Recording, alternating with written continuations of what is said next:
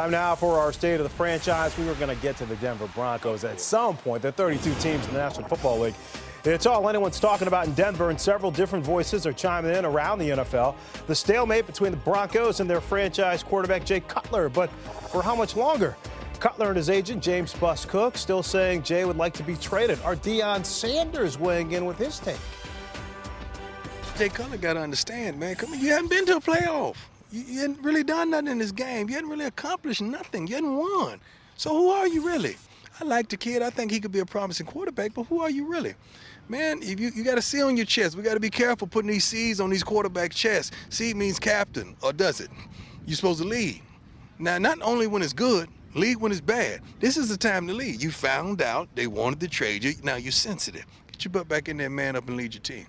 That's your message. If someone said, get your butt back in there, man up, lead your team. First of all, you're up on the contract. You have an obligation.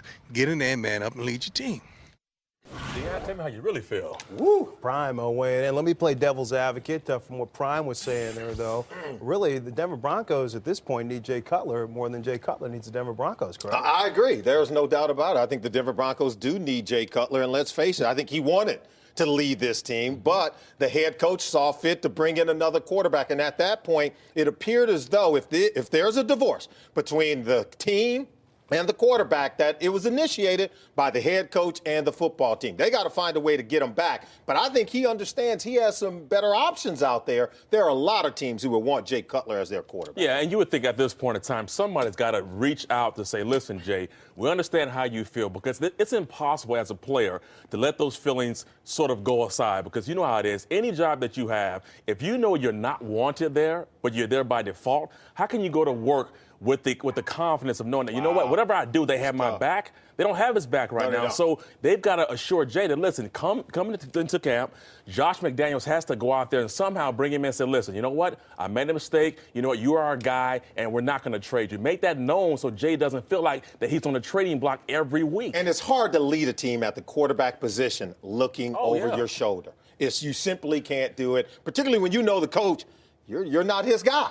He wants another guy, and I think that's the dilemma here. Do you think that Josh McDaniels fully thought out when they started talking about possibly bringing Matt Castle in? He could not have done that. He could not have thought about the ramifications that if I don't get Matt Castle, then what happens? Because I'm going to have to go back to Jay Cutler. And you remember that movie, A Few Good Men? Absolutely. When he said, all you did was weaken a nation. All Josh McDaniel did is weaken a franchise, a Denver Bronco franchise that has been stellar for the last 15 years. And we talked about it, too, all week. The one thing that Denver had in the bag already was a quarterback. Yes. And you didn't have to mess with that. And I understand that people are saying that Jay's getting a little sensitive right now. I understand that. But this is a business, and he understands that. But the one thing you don't mess with is a quarterback that you have in place already, and they've already tampered with that, and now we're in this situation. How about this? Because Deion is our guy. You know that. Yeah. What if a team came in and said, we're trading for a quarterback to play Deion position? Do you think Deion would have had that response? I think he would respond the same way Jay Cutler is. Yeah, I'll go play somewhere else. Quickly, minicamp for them starts a week before the draft. Chris Sims is going to be the guy. If Jay Cutler says he's going to go to all the mandatory stuff. But like this, Chris Sims is not Jay Cutler. It'll be a circus. He's not Jay Cutler.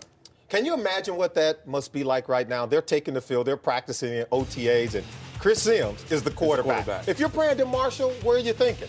I'm sure if you're some of the other players, Champ Bailey and Eddie Royo and Dan Graham, you got to be thinking, what is going on? Because you just had a quarterback that set a franchise record, over 4,500 yards passing in a single season, and now he's nowhere around. And it was one of these crises that was self-created by the head coach. The Broncos were very active in the free agency period, and defense, guys, is really where they needed to lock in on their focus. As we take a look at some of the key acquisitions, 13-year veteran Brian Dawkins, Ronaldo Hill, Andre Goodman, all brought in to solidify the secondary. Former Ron Andre Davis, Darrell Reed and Ronald Fields are expected to improve the front seven. Are they doing enough, TB, on the defensive front? I think so. They got Mike Nolan as the defensive coordinator, and I think getting all these guys into your camp and trying to improve that defense, which was porous last year, was great. I think Brian Dawkins is the glue. He's the guy that when you bring so many different people to the table, you need glue. You need somebody who's going to be a veteran in that locker room and in that huddle, Brian Dawkins is a key to that defense right now. This is our time to compliment Josh McDaniels for what he done on the defense side, which is probably where he should have started